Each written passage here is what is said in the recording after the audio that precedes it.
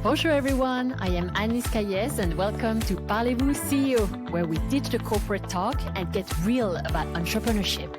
Each week, I chat with founders and CEOs who build businesses their way, through the failures, pivots, and breakthroughs. And they bring the fire.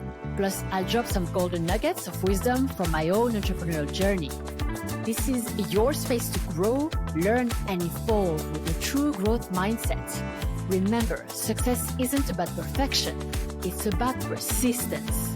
Now let's kick things off and get this party started.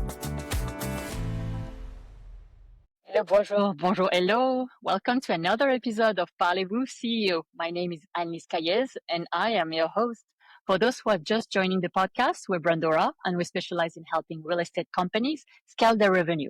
If you want to learn how to take your business to the next level, make sure to stick around. And if you're interested in a free growth consultation, just drop the word growth in the DMs. So today I'm very excited. We have a very special guest with us. Her name is Arica Andreatta from Colorado. And I'm really excited to dive into her profile. She seems like a kick-ass. I love what she's doing. I want to hear all about it. Went on your website. I'm like, oh, everything looks gorgeous. I want to know more about this. And you seem like a powerhouse. You've been in the real estate business for a long time. I look forward to diving into your story, Arika. And for people who are listening, could you share with our audience a little bit about your story, how you got into the business, and introduce yourself in your own words? Absolutely. And thank you so much for having me. As you said, my name is Arica Andreatta, and I was born and raised in Southern Colorado, which is very rural and unique. And then I went to college at CU Boulder, where I majored in business management with an emphasis in real estate. I worked as a mortgage broker assistant all through college, so I learned the mortgage side of real estate. And then upon graduation, which was, a long time now, around 2000, I became a licensed broker with Coldwell Banker. So I worked in the Boulder area, downtown Denver, really had a successful career in real estate, loved every minute of it, but missed the outdoor recreation and just the lifestyle of Southern Colorado. So I decided to move back home to Southern Colorado.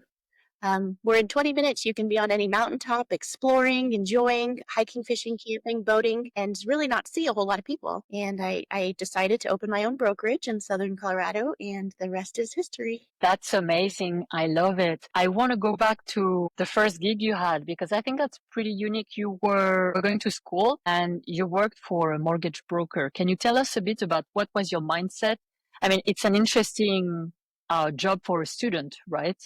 It's not very common. Tell us a bit more about this. Sure. I had a good family friend who had a mortgage brokerage, and they just said that they thought that I would be a really good real estate agent. They said that they felt like I was built for it. And so I just wanted to get into the real estate realm.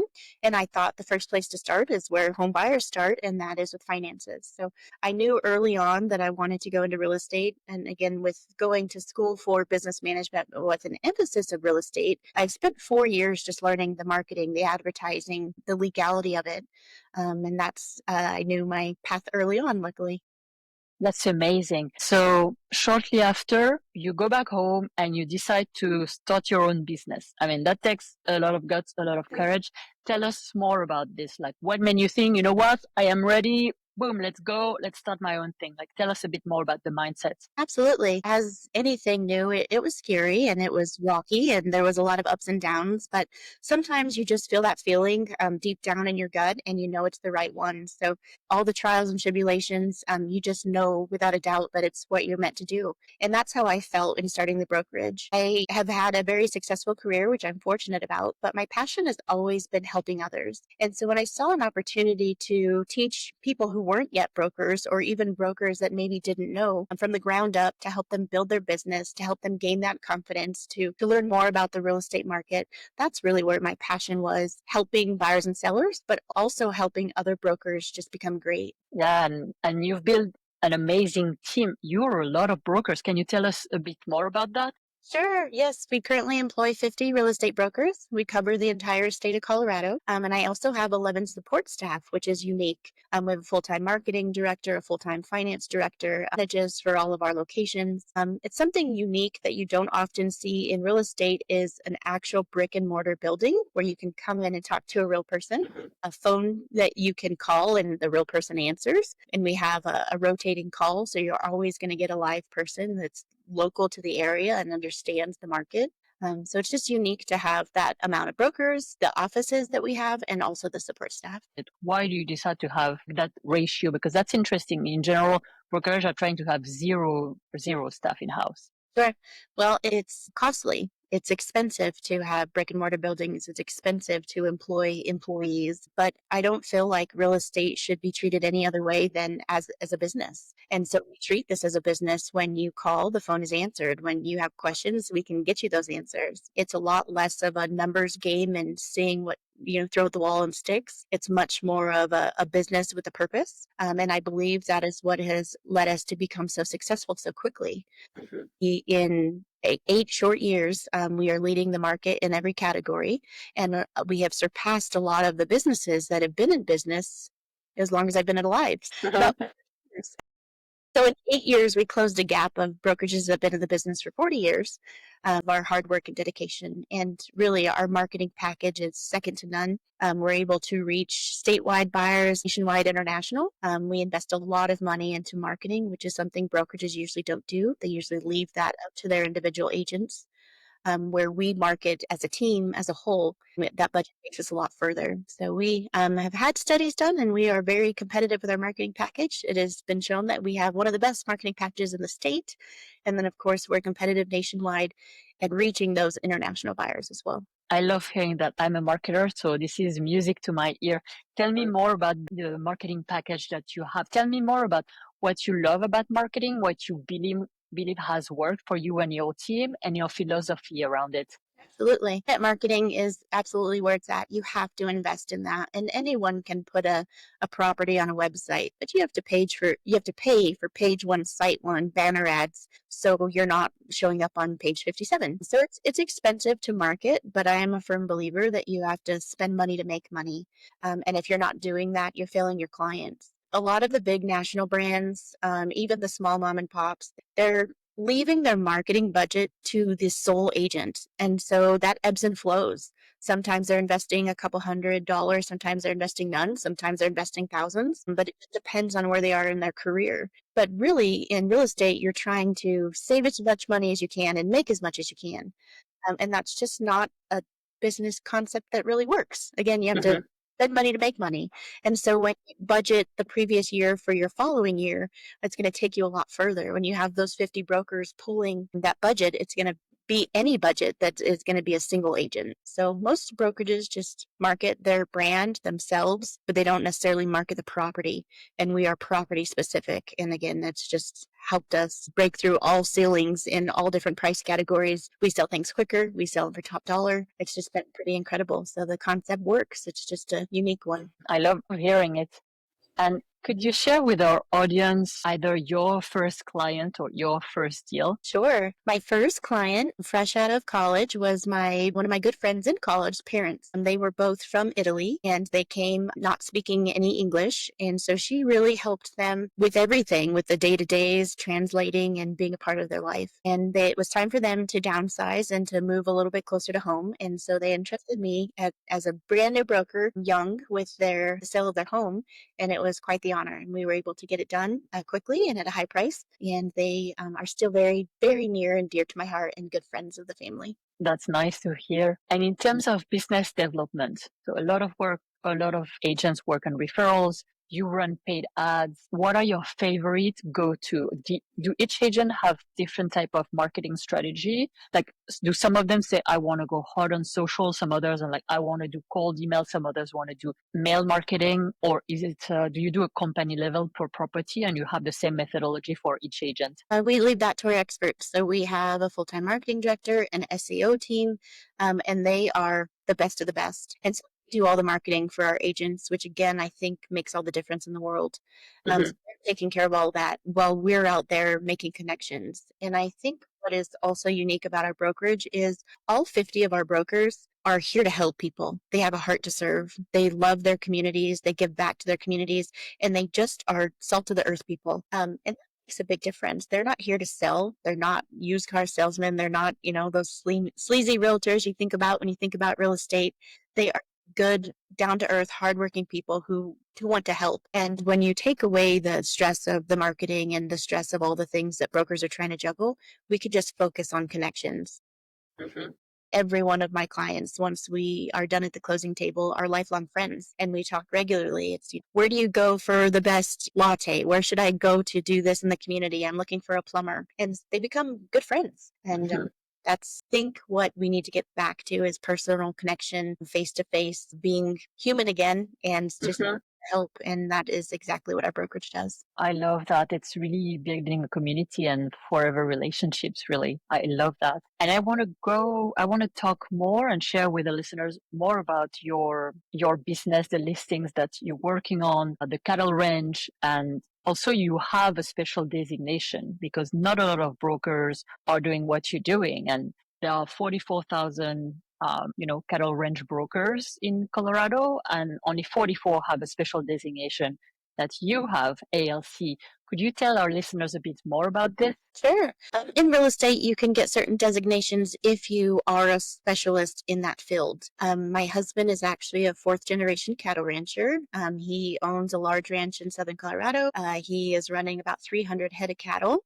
So it's just a part of our lifestyle. It's a way of life here in Colorado. So with that knowledge, understanding what it's like to, go through calving season and branding season and irrigation, he has a lot of water rights to irrigate the land so he can grow his own hay. I didn't realize until I moved to southern Colorado how that would affect becoming a ranch broker. So yes, there's 44,000 brokers in the state of Colorado. Of course, that number is always changing. People are becoming new and dropping off. But last I checked, there's 44,000 brokers in the state of Colorado, but only 44 of them carry a designation called an accredited land consultant. And that is just saying that I have gone through the appropriate classes. I have been shown that I can do the work. You have to sell over 10 million in ranch lands, farm and ranch, or just vacant lands, and then you can apply for this designation. So I have that, which I think anyone could probably get that, but understanding the ins and outs of what it's like to own a farm or to own a ranch, I think is what definitely sets me apart, and I'm able to help in that realm for people looking to buy and sell in Colorado. I also have a affiliate brokerage in Montana. There's a lot of people either look in Montana or Colorado, especially for ranch properties. So we're able to help them there, as well as New Mexico. And then we have partners in California. Wow, that's amazing. And you seem so passionate about what you're doing. I want to know what's the thing you love the most about real estate? I love helping. That's just, I've always had a heart to serve. As a matter of fact, I'm from a family of 5 siblings. And when I told my other 4 siblings, I'm going to go into real estate, they said, "You'll never make it. You're too honest." And that was, you don't have to be dishonest to be a real estate broker. And maybe we can change the negative connotation that real estate have. So I have a passion for helping people, whether that's helping them buy, helping them sell, helping them fall in love with the area, or helping my brokers become successful. And that's what I'm passionate about. And I just am so honored to be surrounded by such good people who care for one another. And I do believe that we have changed the connotation of real estate, and that we can be those that are there to help and to serve rather than those that are there to sell and make a quick buck. I love it. It's super inspiring. And you grew a large team. I'd love to know what are the things that you pick up on and what are the traits you're looking for when you're hiring? I like to say that I can teach anyone about real estate, but I can't teach you to have a solid mind or an honest heart. So I look at the quality of the person, and then I can get them there in regards to real estate. Young, I'm only 40, but I've been in real estate my entire adult life. So I've been in real estate since 2003 is when I started with a mortgage broker. And now we're already in 2025. I could teach you the ins and outs of real estate. I can make sure that you find your niche. A lot of our brokers, you're good at what you're accustomed to. So if they are farm and ranch brokers, that's usually the field they go into. If they've dealt with commercial properties or businesses, that's the realm they go into. My husband and I have also done a lot with commercial in our area. We've renovated some older buildings and designated them historically, locally, state, and federally. And so we can speak educatedly about remodeling commercial buildings, having commercial businesses. And we have a steak and seafood restaurant, a bakery, 20 Airbnbs. So we just do a whole variety of things in the real estate realm. But Absolutely. Just finding the right person that you can teach them to fall in love with real estate and teach them all the things they need to know, but making sure that they're a good person in general. And so it sounds like you've been working on all different types of property. Which one is your favorite one where you're like, oh, I would love to work on that listing? Sure. I really find myself enjoying farm and ranch properties just because that's the lifestyle I live. But I also enjoy commercial, taking those old dilapidated buildings and restoring them or pricing it out to build new and starting new businesses. So I think they kind of go hand in hand, businesses and cattle ranching and farming. It's also a business. So those would be my two favorites that I get really excited to work within. I love that. And Arika, is there any influencers or leaders that you love consuming, you love listening either to the podcast or the content? Are you looking up to certain people either in real estate or in business? Absolutely. I love podcasts. I love to learn. I'm constantly in classes. I just love the power of positivity. You know, what you put out there, you attract. And so I don't think I can name just one book or one podcast or one person that I look up to, but I could probably say I dealt with, sat in a class, or read about most of them. But one thing that inspired our business in looking for the name of a business, it was a big deal to me. And I wanted the name of the business to be reflective of who we are and what we do. And so I thought a lot about how do you, with a name, tell your story? And I read a book by Zane Grey, and it was called The Code of the West. And it's basically like a 10 commandments to live your life by. And I thought it was fitting for life, but also for real estate. And so Zane Grey wrote the book, The Code of the West, and the 10 points that he touches on are the following. So it's living each day with courage, taking pride in your work, always finishing what you start, do what has to be done, be tough, but be fair. When you make a promise, keep it. Ride for the brand, talk less and say more. Remember that some things aren't for sale, and know where to draw the line. And so that is a big inspiration to real estate, to my life, and to building the business when I first started it. I love it. I actually had the Code of the West right on my screen and wanted to read it as well. Yeah, I love it. It's brilliant. I love the name of the company too. Such a potent and nice choice. I love it.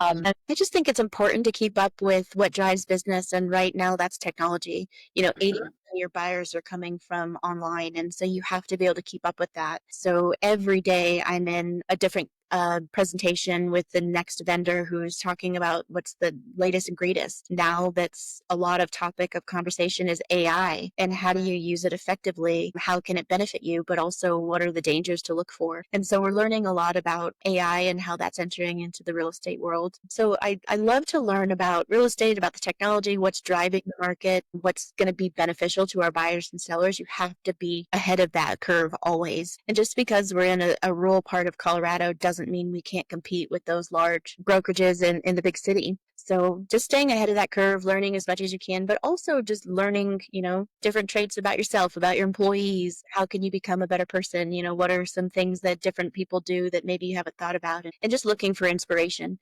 I do that often. Just look for inspiration to keep going. It's Absolutely. exciting times, and when you love what you do, it makes it easy. Absolutely. I love hearing that because indeed it is a very different exercise for a broker, for an agent. You get a lead from a referral, it's one thing. You get a lead from the internet or cold lead, that's a very different type of work.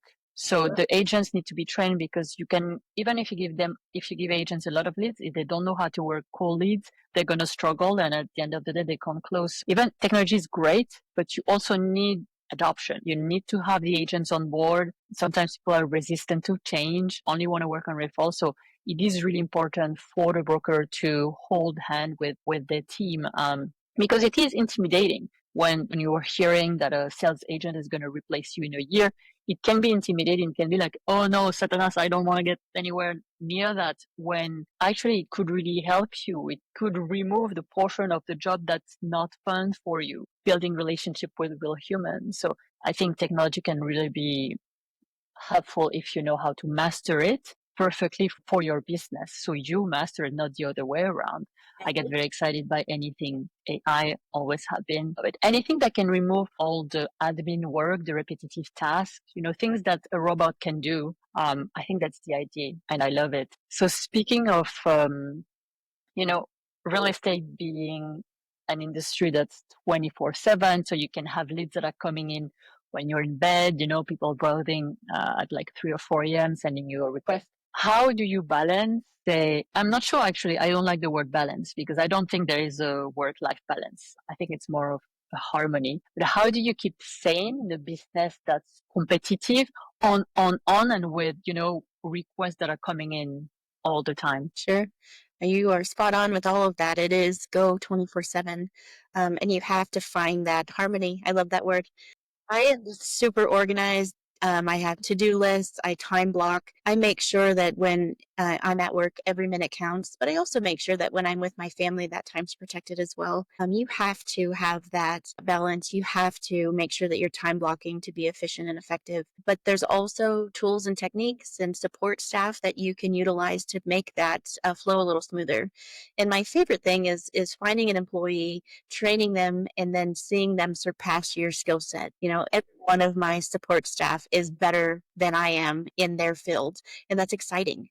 A lot of times I feel like owners and managers, they try to keep people down so they can be the top of the organization. I want people to be better than me in every sense of the way. So it's easy for me to pass that off. So I'm definitely the coordinator. I'm constantly like, can you take this ball and run with it? Can you work on this task? We've streamlined systems so they're so efficient and effective. There's no way to make errors. We've taken the human error out of it by using technology. And so we just every day we're meeting masterminds and saying, how can we work smarter, not harder? How can we be more efficient and more effective? And there's always a way. So I feel like I have a very good work-life balance. I'm constantly top producer, constantly in the leaderboard, but also I'm there for every one of my kids' events. And I think one day when they grow up, they're going to realize, wow, she did all that while still being present. And there is an absolute way to do it. You just have to train people for the right skill set, trust them, and let them do the job. I love that. I mean, delegating, not everyone knows how, and